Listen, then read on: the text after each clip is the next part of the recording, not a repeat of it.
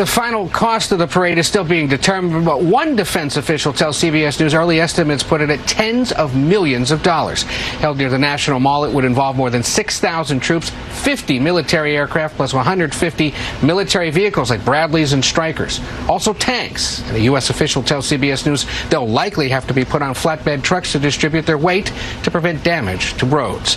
President Trump's been calling for such a parade since his first term. It's scheduled for June 14th, which besides being his 79th birthday, is also the 250th anniversary of the Army. To NTR.Takeout, please like the video, share, and subscribe to the channel. The latest TikTok updates on what's been going on and taking place in the U.S., Canada, Mexico, and China. Okay, y'all, it seems that Donald Trump has been really pissing some folks off lately, and this is just the beginning. While some folks, our MAGAs, are saying what Trump is doing now will benefit our country in the long run, others contest. Others believe that this man is ruining our country, and quickly. But President Trump says this is all just a transition. Oh, y'all, not to mention this whole Jeff Bezos and Trump situation with Amazon. Let's get into it, y'all. Meet me in the comments. Update from the Trump administration. Stephen Miller just laid it out plain, guys. The United States of America will only recognize two genders, male and female. That's it. Any school, institution, or medical provider that receives federal funding will not be allowed to teach children that they were born in the wrong body. There will be no federal money, absolutely none, for gender reassignment surgeries on children. Men will not be allowed to compete in women's sports. They will not be allowed in our restrooms, our locker rooms, or prisons. Gender is determined by birth, and that's the standard. Any institution that violates these laws risks losing all federal funding and could face criminal charges.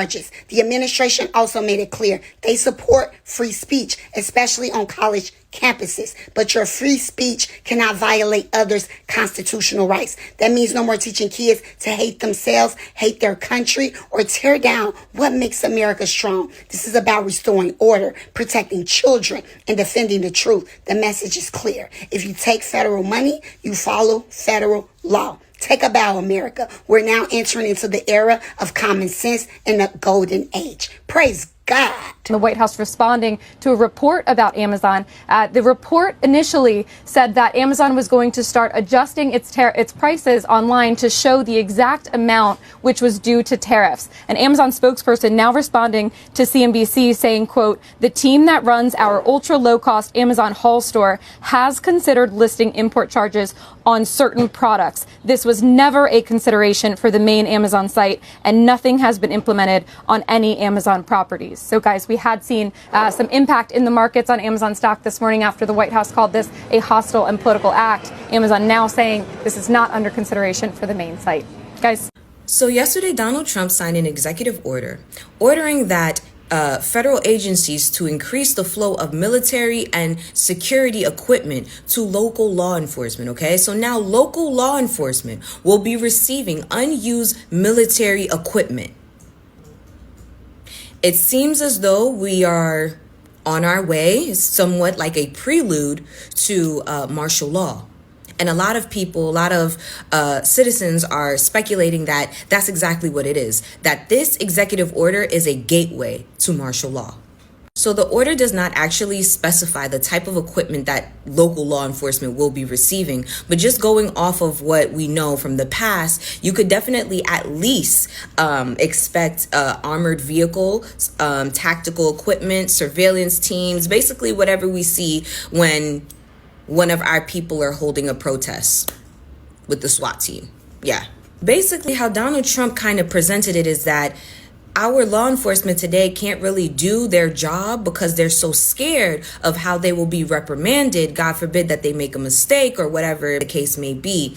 And so this executive order is going to allow them to be able to just focus on doing their job, meaning if they even so far has to go as being even more aggressive to enforce whatever law that they need to enforce, they shouldn't hesitate, that they can be more aggressive and not have to worry about the backlash or the consequences, because they'll be taken care of via this order. And I'm going to tell you how. So I'm reading from an article that comes from The Nation that's discussing this topic. So it says that the police are now protected by powerful, well-funded, and well-lawyered unions, okay? They are protected by the judicial doctrine of qualified immunity, which prevents them from being personally sued for monetary damages when they damage or destroy property or lives. They're protected by prosecutors and district attorneys who work alongside them and often reluctant to charge them with crimes. The entire system is designed to allow cops get away with crimes. That's exactly what it is. So you mean to tell me now a cop who had been held criminally liable, they've been held criminally liable, can now have their expenses paid for? They have their expenses paid for. So if you don't have to worry about losing your job, you don't have to worry about having to now pay for these lawyer fees if you do mess up, why would you care about not messing up? Cops will also get free lawyers and not the overworked, underpaid attorneys that you and I would get for legal aid. No. See, Trump had actually been bullying law firms into providing pro bono services for conservative reasons or causes. But he didn't exactly tell them what those causes were supposed to be. And now they know. As if cops didn't already have access to lawyers via their work union. But now they're going to get the best of the best. Oh, and just so you know, no pro bono lawyer will be made available for the people that the cops decide to murder, beat up, or otherwise harass.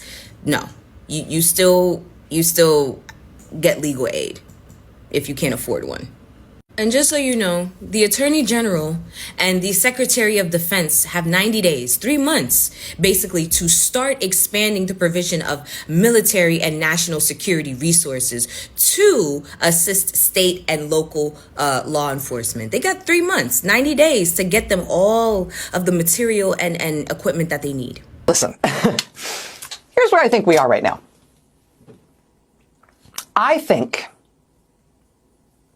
that Trump and the Trump administration are going to throw some increasingly wild pitches to try to change the political trajectory of how things are going. I mean, they're now deporting U.S. citizens. You can't deport a U.S. citizen. U.S. citizens are from here. There's nowhere to deport them to. They're now arresting judges, right? It's insane. I think that we should expect some wild pitches, some truly reckless actions to try to change the trajectory of how things are going, to try to make it seem like this is a new game. I think because of that instinct in Trump, we should expect that there are going to be some things ahead that are markedly more horrible than even what they have done already. Breaking fuck the news. Per the Associated Press, the Trump administration has asked the Supreme Court to clear the way for Elon Musk's Doge team to gain access to the Social Security systems. China just cut another 25% of tariffs off of American-made goods that are being imported to China. Why? Let's talk about it. Today, May 2nd, Bloomberg dropped a bombshell. China quietly exempted about a quarter of U.S. imports from tariffs following an April 24 cut on U.S.-made logic chips. It's a low-key move by Beijing to keep goods flowing amid Trump's trade war pressure.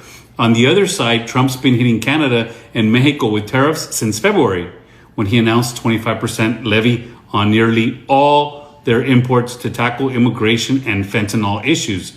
Canada retaliated, so did Mexico. Yesterday, Trump clarified that companies importing vehicles from Canada and Mexico won't face a double tariff on steel. But here's the catch. Starting tomorrow, May 3rd, new duties on auto parts kick in, which could drive up car prices across North America. So China's easing up, but Trump's doubling down on Canada and Mexico with these auto part tariffs. Will this strategy work, or will it hurt consumers? Let's talk about it in the comments, and it makes complete sense. Cars need to be made in America, and he's not going to stop with Mexico or Canada until they're made in America, these cars. What automotive brand does Canada offer to anybody? They don't. They just have plants there because they were trying to get around tariffs with us. So he's not going to stop till he takes everything automotive wise from Canada and brings it here, or they become the 51st state. And with Mexico, he doesn't like the fact that cars are being made there and finished here either. So this will continue in automotive until all that gets fixed. But what do you guys think about China reducing more tariffs against the United States? Trump just telling NBC News that it's okay if America enters a short recession thanks to his trade war. Are you comfortable with the country potentially dipping into a recession for a period of time if you are able to achieve your long-term goals? Well, you know, you say some people on Wall Street say, well, I like to tell you something else. Some people on Wall Street say that we're going to have the greatest economy in history. Is it okay in the short term to have a recession? This. Look, everything's okay. What we are, I said, this is a transition period. I think we're going to do fantastically. Of course, Trump has promised an economic boom on day one. As for a windfall from those tariffs, if that's what he's referring to, that's not something people on Wall Street have thought about, at least in terms of a windfall. Aaron, one word I heard there from the president, it's something we've been hearing really all week, a transition. We're in a transition period. The economy is going to be in a transition period. That was not a word that was used when Donald Trump was running for office. There was no mention of a transition period through his tariff policies. Essentially, hold on. April jobs report was released just moments ago. It showed the United States added 177,000 jobs last month, which topped economists' expectations. The unemployment rate was unchanged at 4.2%. So let's bring in some expert analysis now. Co-anchor CNBC Squawk Box and New York Times columnist, our friend Andrew Ross Sorkin. Andrew, jobs report over, 177,000 jobs, unemployment rate unchanged. What's the reaction? Just 1 hour ago, the AP is reporting that Donald Trump plans to go to the Supreme Court to make sure that Doge and Elon Musk can get access to all of our Social Security data. This is absolutely chilling. The Social Security database has information on every American about our personal details, our families, our medical histories, our financial records, even our disabilities.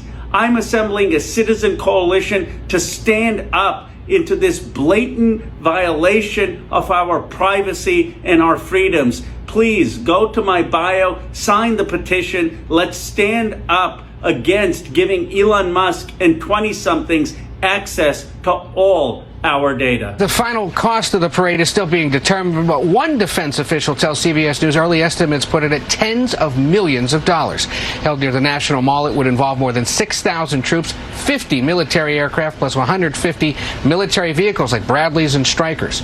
Also tanks. And a U.S. official tells CBS News they'll likely have to be put on flatbed trucks to distribute their weight to prevent damage to roads. President Trump's been calling for such a parade since his first term.